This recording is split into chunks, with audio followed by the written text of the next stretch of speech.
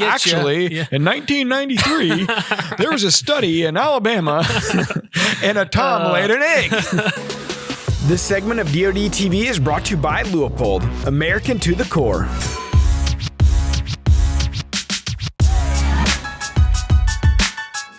What's up, everyone? Welcome back to the Drury Outdoors 100% Wild Podcast, episode number 195. I am Tim Chelsvik. I'm Matt Drury, and we're on the road to 200. Yeah, we're getting really close. We are.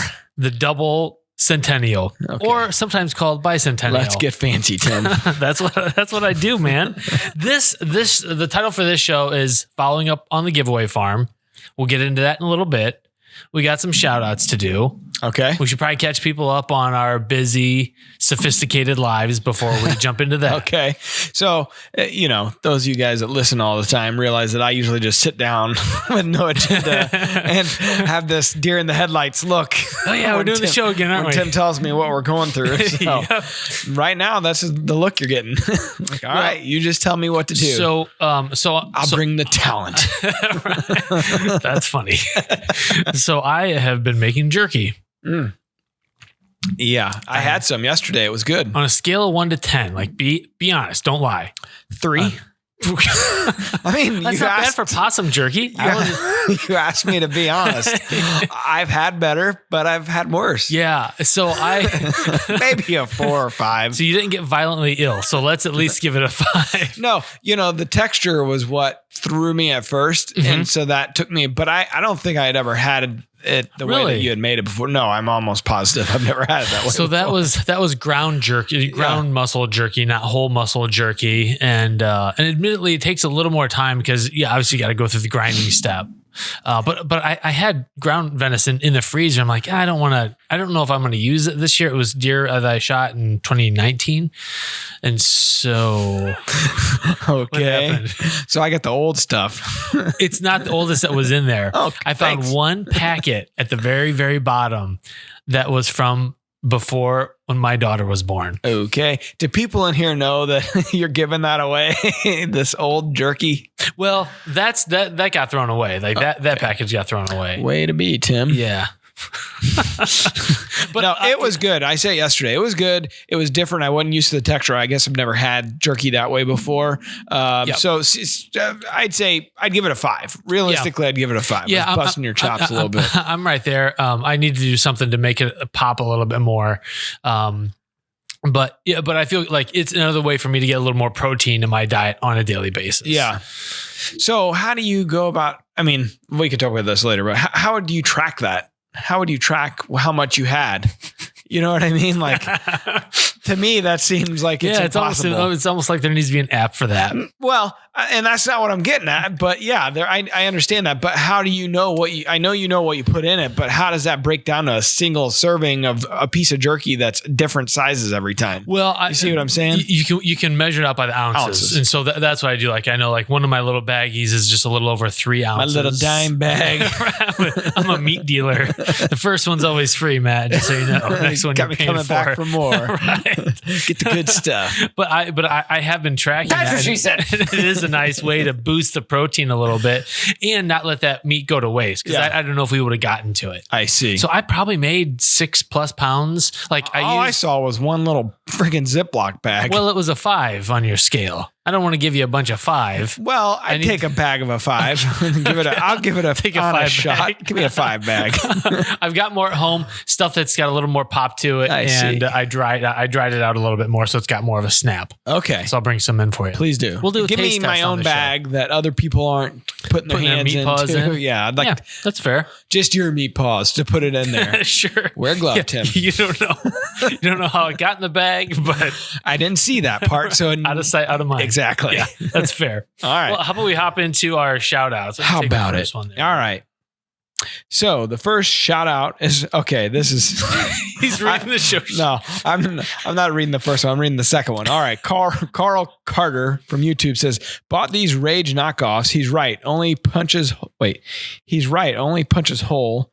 Lost one deer and tracked the other for 2 days before finding and shooting again. Threw in trash. Completely unethical. Great video. So he's referring to the podcast we had a week or two John back. Severson. Yeah, with the guy from Rage. And he was taking us through like basically these Chinese ripoff, knockoff stuff that you can buy on Amazon and online anywhere else. And it's kind of a buyer beware. Like John in the podcast was basically taking the blade over his hand like he would be cutting his, and you know how the Rages are pretty damn sharp. And that you couldn't have cut anything with that thing. Literally running his finger over the cutting edge, and it wasn't doing anything. Yeah. Just making me nervous. So, okay. Our other shout out is from Denny Lachcik from DeerCast. Faraday needs security devices on their displays at ATA. It's amazing how much IP is stolen. Great show and guest. Ooh, child, Tim is looking fierce. Girl.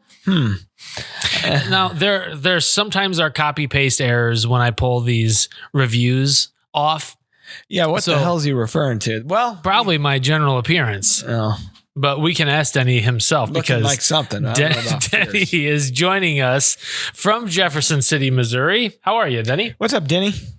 I'm doing well. How are you guys? We're good. So for anybody that's under a rock here and doesn't realize kind of where Denny comes from, so we gave away a farm last year. It was our 30th anniversary in 2019. Mm-hmm. And so all year we promoted this farm giveaway and we gave it away at the ATA show last January. So it's been a full year. It was a 60-acre piece of property. The originators were, yes, Drury Outdoors as usual, but we got Denny with us to give us an update on how it went last year. He had a full season. He had turkey season. He had deer season. He had, time to plant and all that stuff. And really, I mean, the farm had never been hunted while we owned it. We owned it a couple years. We did make improvements on it, but we hadn't hunted it or anything. So I'm anxious to kind of hear the feedback and see the progress or progression, probably more than progress. It's because as anybody knows, you get a new piece of dirt. It takes a little bit to learn it, and it takes some time to figure out where the deer are coming from, where they're bedding, where all that stuff, and kind of plant to,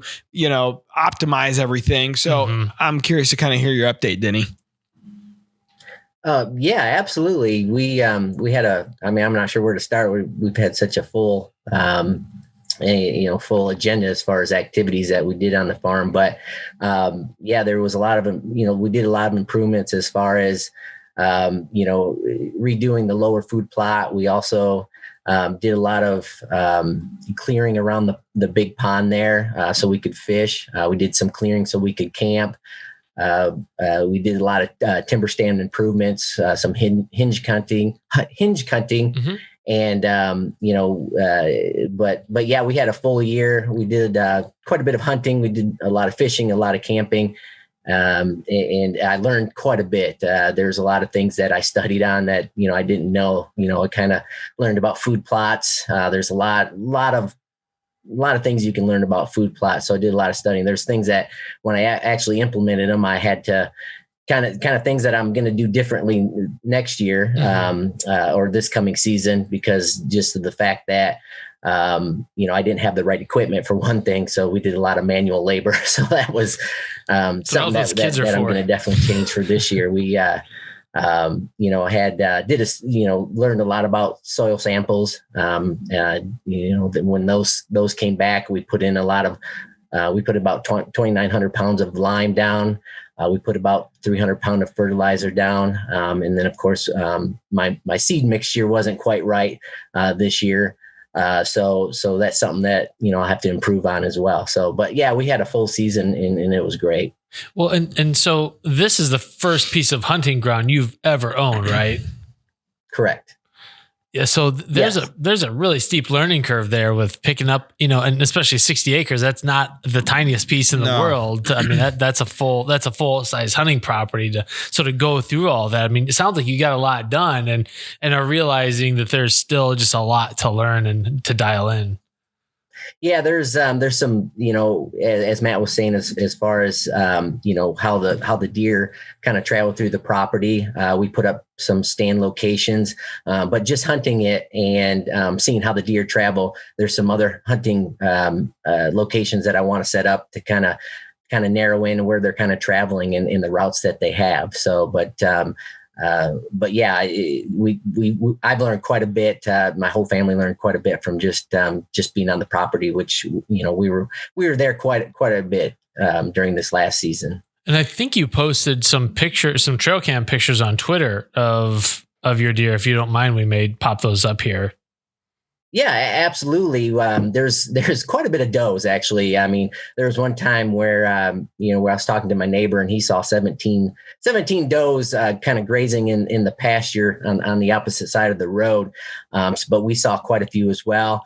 I do know we have some nice bucks on there, and those trail cams that you will show will. I think they're a little bit young. We have quite a bit of young deer. We got a few spikes. Small 2.5, 8-year-olds, but there's a couple of them that I feel and that I saw that were about 4.5-year-old. It was very tempting to shoot, but I've been hunting a long time and I've shot. I can't even tell you how many 3.5-year-olds I've shot and 4.5s and probably a handful of 5.5 or better. So my latter part of my years, I'm looking for the mature deer. So those younger deer we're going to let pass for right now. Sure. Honestly, you may, because there was 2 years there where we had it and didn't hunt it. And then this past year with you having it, you might actually be in a good position for next year where you kind of the fruits of your labors, you start paying off. Because I know even like the river farm, we didn't hunt it the first 2 years because I couldn't hunt it flooding wise. And so this past year when we actually did hunt it, the couple of deer that we killed or had seen quite a bit, I looked back at the trail cameras from the first year. They were the deer that were 3.5s then. So it wasn't the worst thing in the world that we stayed out of there because it allowed it to kind of the deer to mature a little bit. And we added that food source and then all of a sudden it sucked them in. So I would think you're in a similar scenario there where especially now that you're improving your food and the palatability of it, that it's only going to become a much bigger and better magnet, for your area. So that's exciting to see what's going to happen this coming fall. Yeah, absolutely. And I'm still getting trail cams and I know there's three of those bucks that we have on trail cameras. They have survived. I've seen them here in January. So next year I can't wait, especially those 4.5s. I can't wait to see what they are next year. Now you have a pretty young family as well. So, take us through some of the hunting side of it. Like what opportunities were presented and what, who got out that maybe didn't never get to hunt before, or that's what I'm excited to hear. What, I guess what happened because you guys had the opportunity to hunt this piece of property. Yeah. We've took my daughter turkey hunting for the first time. She had a blast. Even though we didn't see anything, I think we joked around and laughed a little bit more than what we did hunting. Her first time, it's funny when you take a little one hunting, all the different things that happen. Like she was snoring for a bit there, so while snoring pretty loud, so we didn't get a chance to really see anything during that time she was snoring. So that was kind of funny, but. There were some great things that happened there. And then, my son, he's been hunting for quite some time, but he was successful. He shot two does off the property. But my biggest moment is for my wife. She has never hunted in her life. She's from a different country and, she never grew up hunting or even around hunting at all. And she practiced all summer with her crossbow, and she ended up harvesting a doe. And nice. Wow, it was a great moment. It was really a great moment. I was able to hunt with her, so we're doing kind of a dual hunt, and just watching that moment was the best for me. I mean, just she went through all the emotions, as far as shaking and and then afterwards she was crying and stuff. So it was a great moment. That was probably my best moment, cool. Or memory that I'm going to take off from that first year. Do you think she's going to want to hunt again? Is she hooked now, or what's her sense? She likes turkey hunting. I took her quite a few times turkey hunting. We did see turkey. We didn't see any mature toms. We've heard a lot of mature toms, but couldn't get them to commit. But saw several jakes and hens. She did like that. She liked being able to kind of get up and move around a little bit. Mm-hmm. She did like that aspect of turkey hunting. So, but as far as deer hunting, we'll see. She I think she did it more for me to because I kind of asked her to, and trying to get her into it, and like every husband. Yeah, so we'll see if she does it in the future. But she was very happy and very proud to shoot that doe, and so I think she will. But I don't think she's going to be a diehard hunter like me and my son or even my daughter. Yeah, that's that's a big jump though too, from being in a country that they don't really even hunt and not really knowing much about it, and then all of a sudden you obviously you guys have been married a little bit, so she knows you hunt, she's been around it. It's not like it's totally thrown into the deep end, but it is a lot to make that leap from not really growing up or knowing much about it, and then all of a sudden to pull that trigger. It's a monumental feeling, as if we can all go back to that first time we did it, and it's much different shooting a deer than it is a turkey. That's the one thing that I always remembered going back to when I was little. It was a much different feeling, this warm-blooded animal versus an ugly turkey head. Dinosaur-looking thing. Yeah, I mean, it's just a much different feeling. But I'm not surprised to hear that she liked the turkey side of it, because it's just such a social. I've always said that it's a social event. It's a lot more fun, and like you said, you're getting up, you're moving around, you're kind of maneuvering. It almost makes you feel a little bit more like a hunter. Yeah, you're actively pursuing your game. Yeah, than the style, anyways, that we're hunting with on a deer. Just sitting and waiting. To an extent. So yeah, I could totally see that, where the turkey side might be a little bit more fun. Yeah, absolutely. And we've already talked about this coming turkey season, so she's excited about that for sure. Good deal. Well, I'm a huge fisherman, and I am dying to know what the fishing was like in the pond, because we stocked it. Yeah, but usually when you stock, you're stocking smaller fish that you wouldn't necessarily keep. But were there any lunkers in there? Oh, there was. My son, he caught a bass, and it weighed out about almost 8 pounds. Nice. Cats. Yeah. That is a nice largemouth. Yeah, it is. It was probably one of the biggest ones I've ever seen. So it was, but we caught a ton of bass. There's a lot of bass in there. There's a lot of crappie in there that we caught. So yeah, the fishing was dynamic. I mean, it was great. It was dynamite. We had a blast fishing. So my trigger finger over here, I wanted to hit that's what she said soundbite twice in that. But I didn't want to ruin Denny's story. But yeah, no, do it now. That's what she said. You go back and listen to that. Yeah, it'll be funny. There was a couple really good opportunities, and I held off. So I just want to throw that out. I do wonder if anyone went back through and played us on slow speed. I was out on a run a couple days ago, and I accidentally bumped the podcast, and it started our show, and it started it at 1/2 speed. I was like, even worse. What is this crap? And it sounded like we were straight up drunk. Who says we weren't? I highly recommend it. More drunker. So bass and crappie. Any channel catfish in there?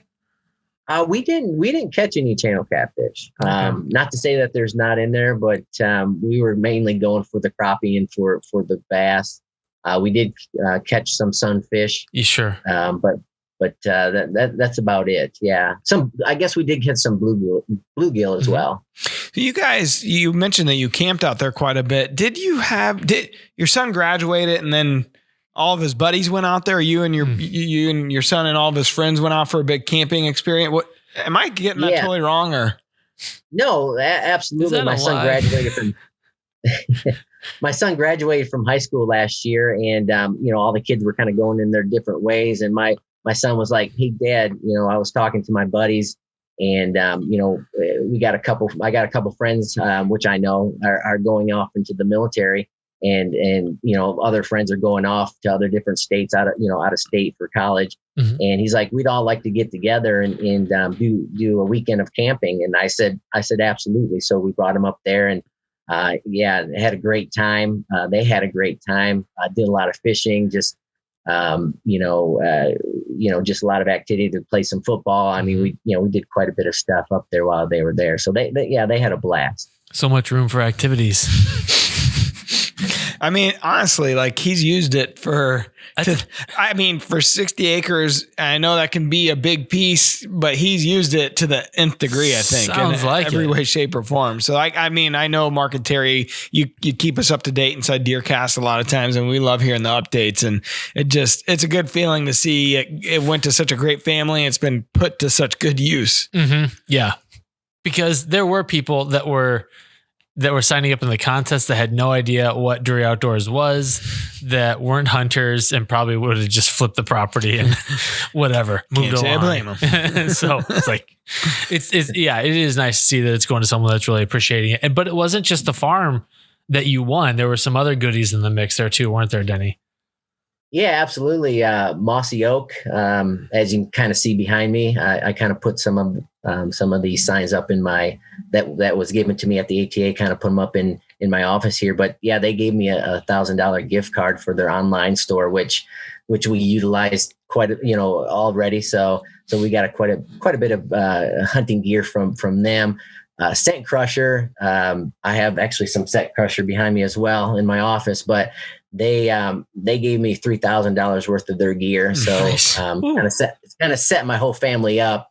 We got a couple lockers, couple 2 or 3 totes, 3 travel bags, a covert closet, Yeah. some big ozone gear.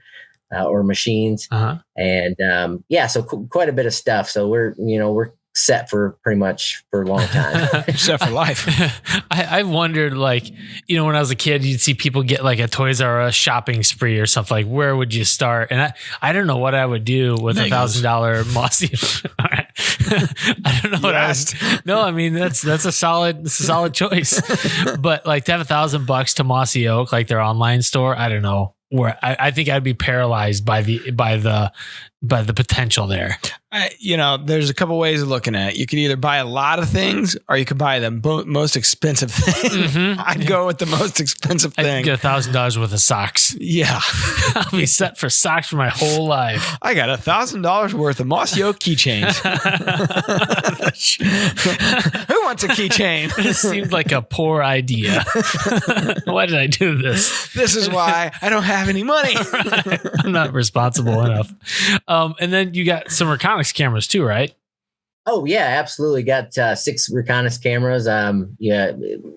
Those are great cameras. I mean, I've never had any in my career as far as hunting career, and being able to see those images and get those back, crisp, clear images has definitely been great. I love using those cameras, and I got them all throughout the property. So it's been great using those as well. Nice.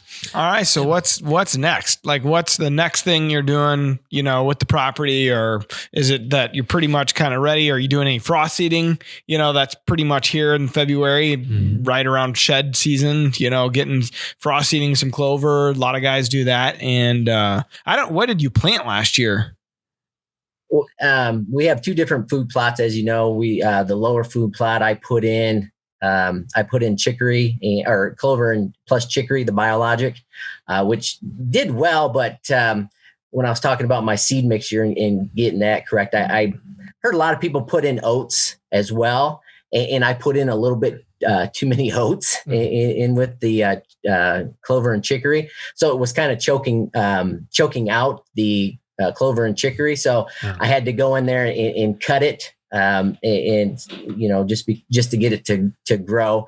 So that was one learning curve that I'll have to, or something different that I'll do next year is kind of look at my seed mixture. And then on the top food plot, I put in some biologic, sugar beets, deer radishes, and winter bulbs. Yeah. So put in about, and that's about a quarter of an acre up there. So we put in about 6 pounds of seed up there, and that did very, very well. Also. But yeah, going forward, there's quite a bit of things that we have planned here in the next couple years.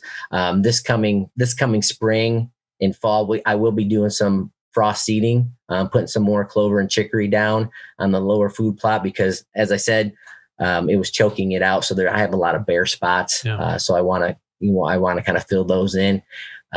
We also are going to put in a water line the county has a water main that runs along the road there. So we're going to put in a meter and then I'm going to run a line. So we have some running water up there. Nice. And then we're going to put an electricity pole as well. Cause in, not this year and probably not next year, but 2023, we've been talking to a couple contractors. We're going to put about it's going to be a 40 by 60 shop up there. Nice. Cool. With a living quarters inside of it. So we have a place to stay, basically, with indoor plumbing, running water. So kind of beef it up a little bit. Camp. And then along through the property, there's a big ditch that runs through the property. It's a big ditch and it's kind of difficult to get to the other side of the property. So I'm going to put in a road to get, just to get to that other side of the property and get some equipment over there as well. Sure. So quite a few things going on. That's awesome. Yeah. I love hearing this stuff. On your food plot, you might look at trying something like Last Bite from Biologic. It's got a little bit of everything in it, and it's kind of like, for me, it's food plot for dummies. It's like, just in the bag. It does a really good job of attracting, the deer in there. And then that is something that you could frost seed, in the next season, and it turns into a really, really good clover patch. So that might be something you think of for your lower food plot. Maybe even radishes, just straight radishes really seem to be an early season attracting up through, really up through into November. I was going to say tomatoes. Yeah. It's a good one. I know. Yeah. We put in deer radishes on the top food plot, and they devoured that. I mean, that was pretty much their favorite. So definitely going to plant some radishes again coming up here in the late fall or late winter. Yeah. Or something basically. Sure.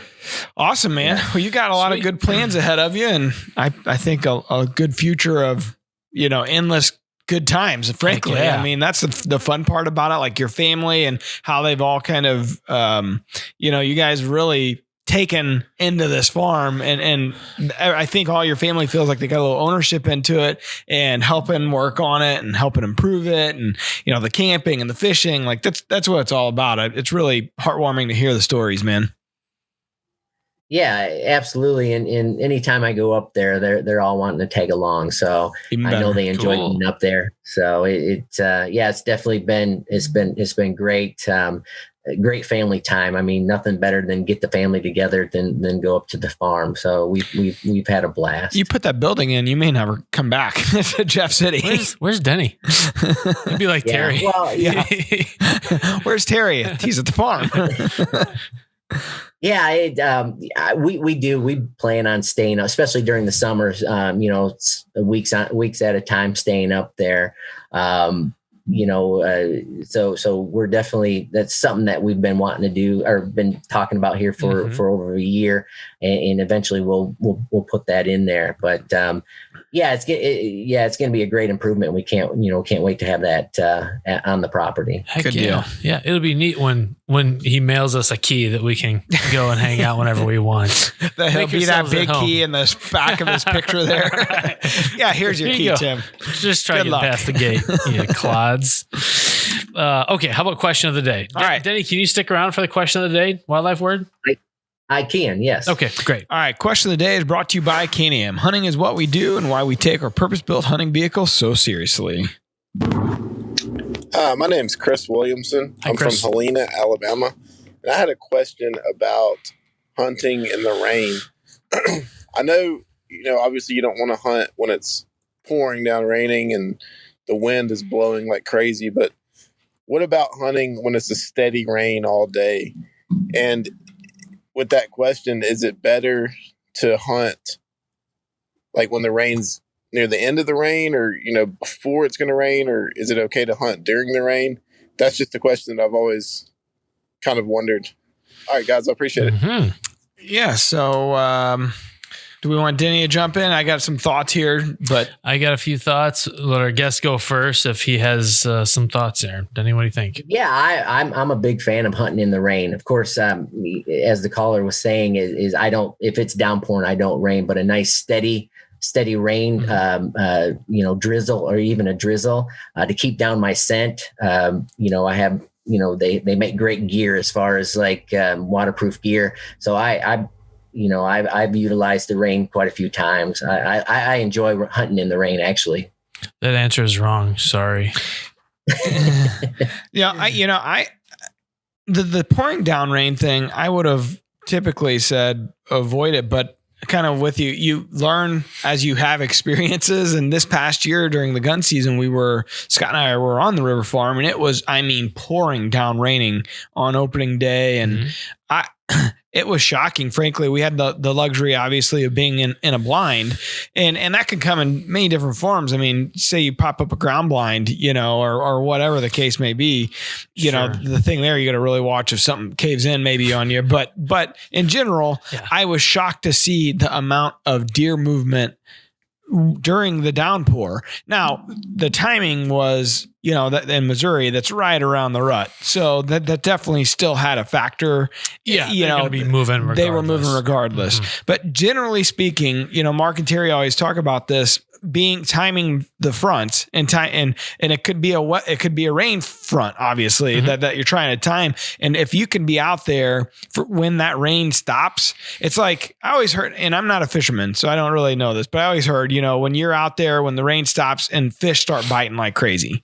And it seems like I always made that correlation. It's like every animal wants to get out and kind of like, knock the rain off and do their thing and get out there. And that's really what, if you could be out there and ready for when the rain stops. And that's the beauty of, DeerCast, looking at the hourly prediction, whatever the app may be that you look at. But if you look at the hourly and you see when that front's about to come through there and the rain's going to stop, and you can be there for when it stops, it's magic. It really is, especially if that coincides with, the last hour of the evening. Big time. Yeah. And he mentioned something about, should you go in front of the rain or behind the rain? Like, well, there too, if a front's moving through, usually before the front hits, the movement can be good as well. So if you're lucky enough to see it where it's, again, it depends what time of year, but say you're in the early season or the late season and the front's coming through and you're going to hit it to where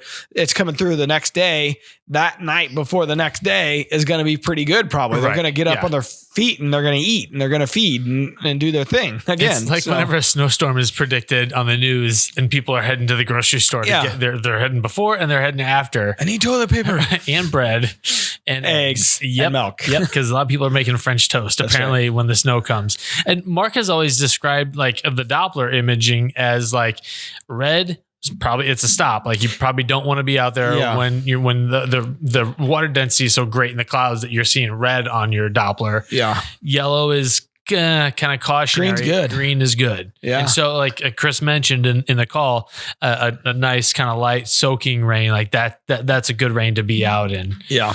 So yeah. Thanks, Chris, for asking the question. If you guys have a question that you want answered on the show, just click the link in the show notes and leave your name, location, and brief question. All right. Now, for the reason anyone ever listens to the show, Wildlife Word. All right. It's brought to you by Muddy Outdoors, home of the highest quality products for serious hunters. It's about turkeys. So turkey eggs take around 14 days to hatch, but how many eggs does a typical tom lay in one spring? You got to give the choices. Let it sink in. Okay, so is it A, 12, baker's dozen, B, time. 0, C, 20, or D, 6? Denny, guess always go first. I don't know. I'm kind of nervous because I guessed D last time, like Matt did, and that was incorrect. But don't ever guess what I guess. Matt does. You said how many does a tom lay? Yep. I would say 0. Boy, I didn't catch that.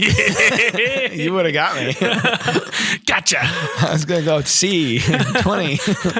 It's a special. Well, it just depends on how the tom identifies, I suppose. Would it be? I don't think so, actually. I think no matter what. There's some biology involved here. In this world of turkeys, the tom doesn't. I shouldn't say that. Somebody's going to send us a message and be like, actually, in 1993, there was a study in Alabama. And a Tom laid an egg. No kidding. Hens will typically lay 12 eggs. So if the question was about hens, if it wasn't a trick question. Now I got to really start paying attention. Like I barely pay attention. It's funny because you always accuse me of, I think you tricked me. This is a trick question. Finally, there was a trick. I'm glad Denny went question. first. Way to listen, Denny. Nice job. I'm a bad listener. You ruined the whole show. Sorry. But you don't say that. Well, I have another something else that I have to admit to. The quote that we used in the shout out section was not entirely accurate from Denny. Okay, yeah, I figured. Nobody says anything nice about child, you. Tim is looking fierce, girl. I may have added that. Now nobody can believe I'm a liar. Yeah, nobody's ever going to believe our shout outs. Pickle thief. Well, we knew that. There's a lot of character flaws. Yeah, well, not funny. Nobody's ever told you. You have a general odor about you, Tim. Like if you sweat. touch my drums, I will stab you in the neck with a knife. Hey, don't touch my drums. Can't imagine anything worse happening. Denny, thanks so much for tolerating. Aren't you glad you came aboard and did this podcast? Absolutely. These are great and a lot of fun. I enjoy these podcasts. What's your favorite part of the podcast? In case Mark and Terry are listening. What's my favorite part of this podcast? It's the soundboard by far. Yeah. See? It's the one redeeming factor of the entire show, which we should say, like, if you want to, please leave us a review of the show. We're running low on reviews. Weren't you trying to get people to name the podcast machine here? Yeah, no one's done that. That goes to show you just how lame that thing was that you tried to do. Sorry, I tried doing something. Trying is the first step towards failure. That's right.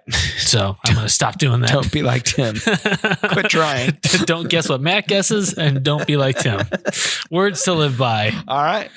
Okay. On that note, Denny, thanks so much for hopping on today. We appreciate it. Everyone, stick around. Next week, we got our buddies from First Forum on. We're going to talk about getting ripped. All right. Don't say that. It's health talk. Wait, hold on. Hold on. Okay. But you don't say that. Okay, I won't. All right. See ya. Till next time. Peace out. We're adding new videos every week, so make sure to click that subscribe button and check out all of our amazing content. This episode of DoD TV was brought to you by Bass Pro Shops and Cabela's.